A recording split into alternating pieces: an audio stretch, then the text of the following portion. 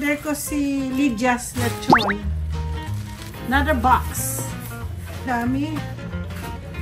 Yung beans. Ah, masarap kaya ito? Ay, nako! I know what is this. Riso de Cebu.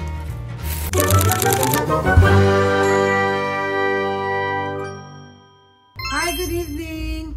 I received my my box right now that I ordered from We. Again, I'm gonna say like this. It's We. Yeah. So let me see, because I ordered it last night. See that one? Unboxing it. Okay, let's see. Cha cha cha cha cha. Oh, okay. I ordered red eggs, and then I ordered mung beans. Ay, ang dami. Mung beans. Ano to? I ordered Jeprox. Sana maano ko. And then I wonder what is this. Ano natin? What is this? Sometimes I don't remember what I ordered. Okay. In-order ko si Lydia's lechon. Yeah. And achara papaya pico. I've been looking for this all the time. So, pwede pa itong gamitin sa mga boxes ng padala. And then, this one, ito papaya to. Papaya. I ordered papaya. Kasi masarap. Well, wala na kasi nagtitinda ng I wanna make it, but titingnan ko kung magagawa ko. So, papaya pickled. Pickled papaya. Tapos, heto na tayo. Tapos, siguro magdadala na. Ito. Another box. Another box. Ay, bakit? Ay, frozen. Ano naka-frozen dito? Ano in-order ko?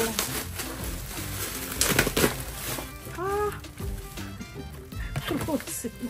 Teka, itapon natin. Ano i-frozen nila? Mga boxes na ano. Oh my gosh.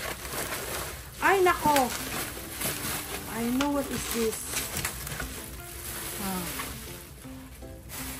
Natin dyan.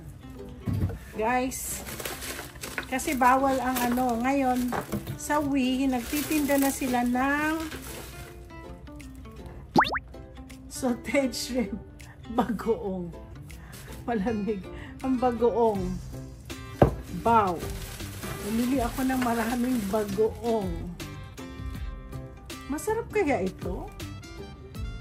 Gold medal bagoong. Parang pong bagoong ulit. Nako, alam ko, marami akong kaibigan. For sure. Pupunta na lang yan sa ano, sa aking country. Ay, nako. So, eto pa. Meron pa ako isang i-unbox.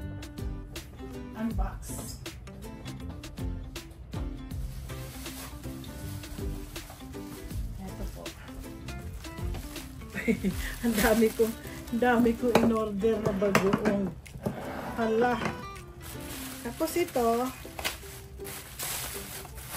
Ay, aray ko. Ang mga anak ko. Alam saan hindi ako magsugat. Ay, ang daming ano. Ang daming. Ay, ang daming salt. Ayun. Yun nga po. Maybe tomorrow I'm gonna eat it. I ordered the chorizo de Cebu. At ito, I think I'm gonna cook it tonight. Ang lechon.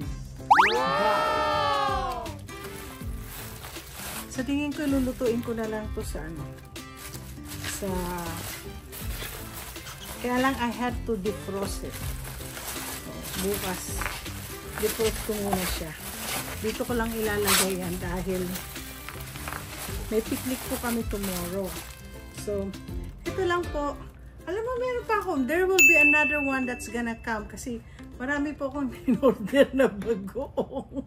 Ako po ay mag-hoard ng bagoong. Okay, don't forget to like and subscribe.